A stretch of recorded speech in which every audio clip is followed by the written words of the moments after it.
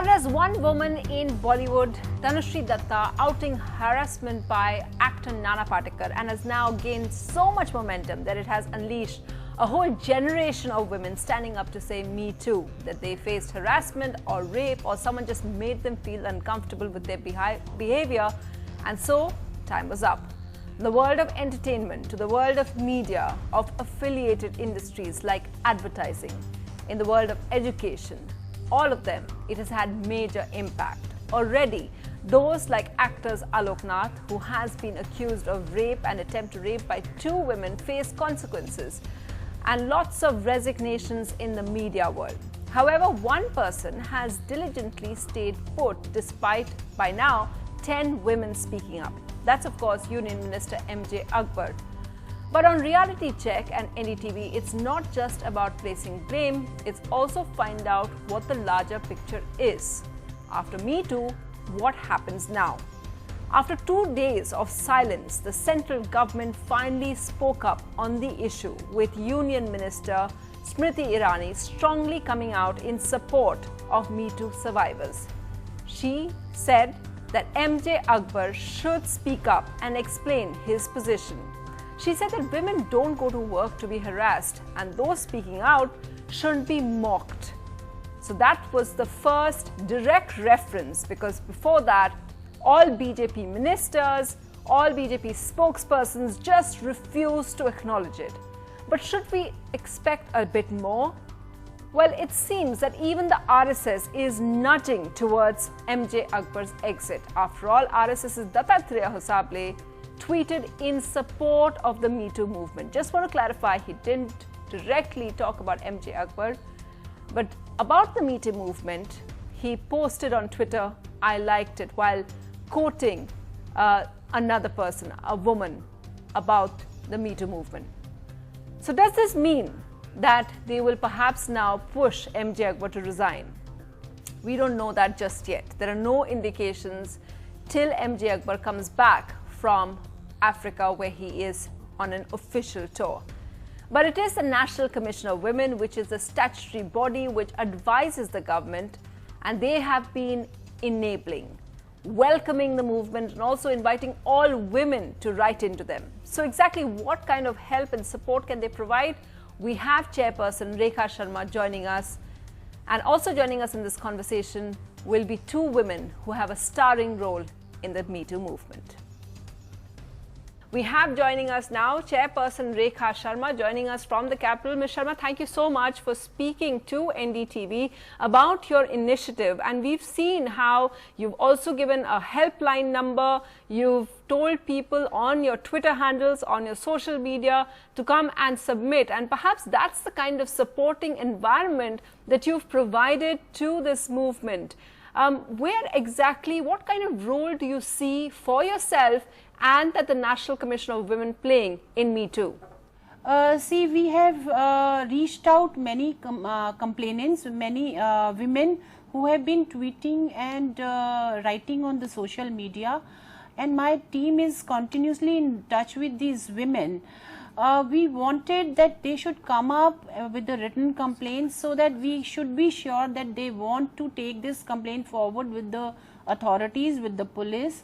But till now nobody has reached to us, though one of the social activists who's been engaged by them, they talked to us in the morning today that how NCW will take their complaint forward and what are the legalities in that.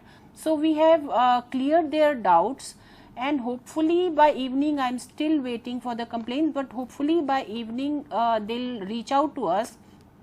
NCW is open to every complainant, every woman who would like to come and take this their complaint forward, because many of the women are coming now on the social media, and taking suo moto in all those cases will not be possible for NCW.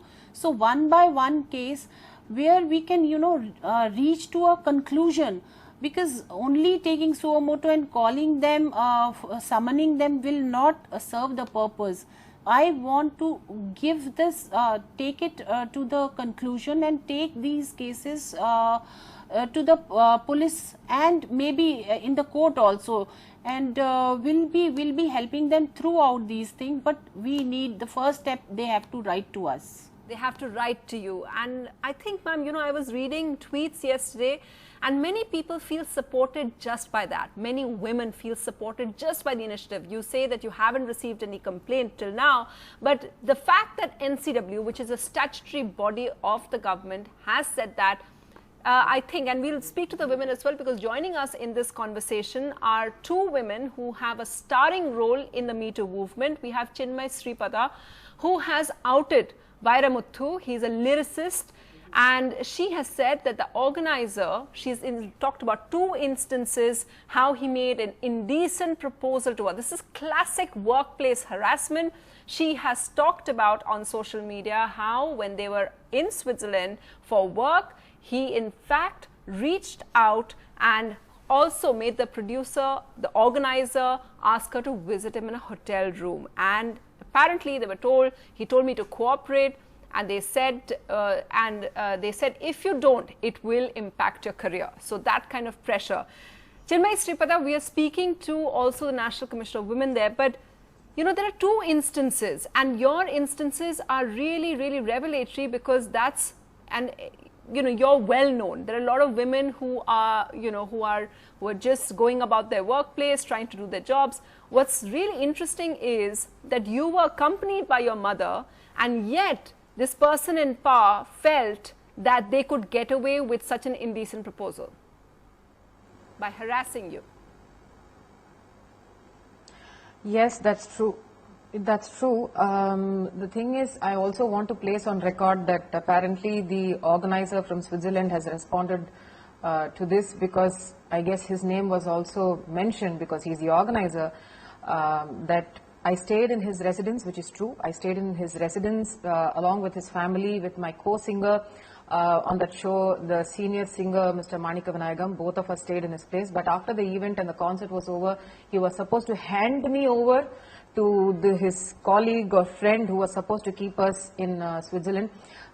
We actually threatened to complain to the embassy, saying that we are not uneducated people or naive to not know due process. And we another thing that I do need to add is that my mother had been at the forefront of it, and she kept me in the dark for most of these revelations. The fact is, Mr. Vairamuthu is somebody who is a repeat offender. My colleagues who are extremely scared to come out in the open, singers, and RJ, they have come forward to say that they have all been groped and in some cases molested against their will, where they all have had to run away from his office, which would usually be attached to his residence, either on the top. I have visited one of these offices before, and I mean a very, very long time back, and it is harrowing that he has been able to get away with it for so long. And once, now that I spoke out about it, people in the industry said, we always knew about him. This has been spoken about for such a long time, but we didn't realize it was so big. So everybody is like, somebody needs to come out and say that this happened. And then the industry, the bigwigs, other people in the industry, they said, yes, I heard about this from other people, but it was always hearsay. No victim has actually come forward to, say that he did this to me. And now that I have done this, of course, there is a lot of backlash. There are a lot of people questioning right from my caste, and if this is politically motivated to take it away from some ruling party. For me, I understood these repercussions when I put it across. I also understood that he's way bigger in stature, and that, a lot of people ask me, why didn't you speak out when this happened years ago? I mean, at my age right now, with how much I have grown as a singer now, people ask me if I'm doing this for a publicity stunt. And I now at my space, and I can only imagine what would have happened if I had spoken about it in 13, 14 years ago, there was no social media. There was no way of reaching out to media houses as easily as we can today. We didn't know, both me and my mother were industry outsiders. We didn't know due process. We knew probably 3 or 4 music directors at that time. So people don't understand how power circles work. Eventually, you know, even now a lot of people are silenced about, don't speak about it. It is, you know, why do you have, and even now journalists, some of them have, senior journalists have asked, why does she have to do this? Why couldn't she have just stayed silent? Out of concern, I'm not complaining. They only wish the best for me because I have locked horns with somebody really big with really big connections. And everybody has been warning me about stay safe, stay safe, stay safe, stay safe. It can be a little unnerving, but the fact is I stand by what I said. I stand by my colleagues. I stand by all the other girls. There are a lot of reports, lot of girls who have come forward with stories about him misbehaving in the ladies' hostel that he runs. It is unnerving that a man with such predatory behavior had access to really young women in in a place where he also had access to such women, and it's been difficult, but I find my strength from all the support. My industry is rallying behind me. It truly sounds like the time's up. You know, I completely, I don't know how to react to some of the things that you're saying, but I just want to say thank you, you know, for sharing your story and experiences. And just like you have made people, other women come up and say, he harassed me too. Sandhya Menon, who's the other woman, we have 3 women on this panel. And Sandhya Menon is the other one whose Twitter handle @RestlessQuill has become synonymous with the movement right now. It's where you go to get the latest on what's happening on the MeToo movement. It's really hard to keep up because the floodgates that she and Chinmaya, you have all opened up. And her speaking up, Sandhya Menon speaking up, has led to 2 very senior people in the media being asked to step down, Gautam Adhikari and K.R. Srinivas. But before I go to Sandhya, I just wanted to ask you, Chinmaya, one question, because, you know, like you said, that people said, why now? Can you pinpoint, is it that you read, you know, what was that moment which said, okay, to you, that this is when I talk about what happened to me 13, 14 years ago?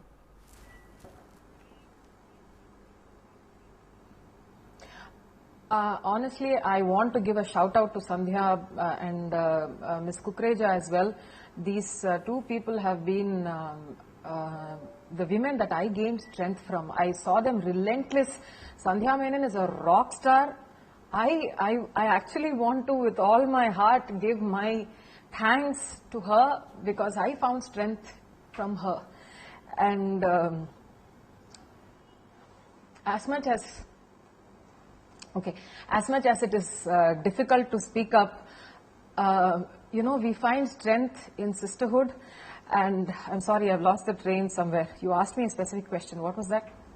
No, I think you've answered it. You've talked about the inspiration that you got from Sandhya. So while you collect your thoughts, I know this must be super difficult to come on TV and talk about such a personal thing, and it's brave, and what you're doing is just inspiring other women. But if I can just, you know, Sandhya Menon, Rekha Sharma is here with us. Rekha Sharma, the chairperson of NCW, she is perhaps the only one who is from a government-like body, the NCW, National Commission of Women, who is saying, I believe you, and who is saying, our doors are open, our phone lines are open, call me. So she's there as well. Sandhya, what do you think it means to all the Me Too women to have Rekha Sharma say that, or the NCW say that?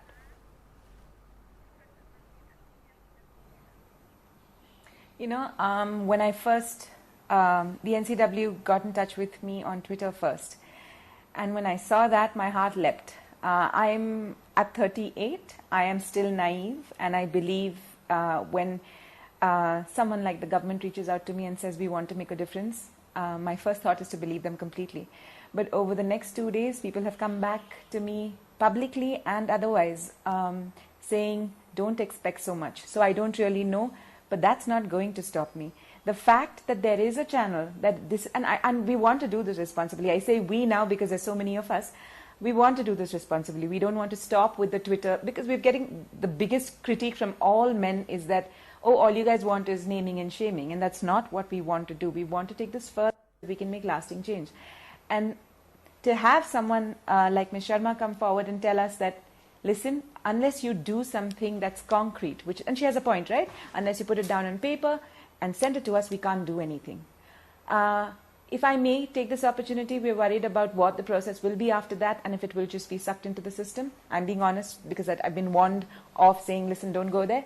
But what else is my recourse? Tell me, what else is the recourse of so many women who have complaints? I am strengthened by the fact that she reached out to us, and I have hope that she will live up to that, and the National Commission of Women will live up to that. And we're not stopping at the naming and shaming. We're going forward. What exactly are you afraid of, Sandhya? Written complaints from Chinmayi. I think Chinmayi has done it. What exactly are you afraid of? I'm afraid that nothing will come of it, Sunetra, to be completely honest. Yeah. I'm afraid nothing will come of it.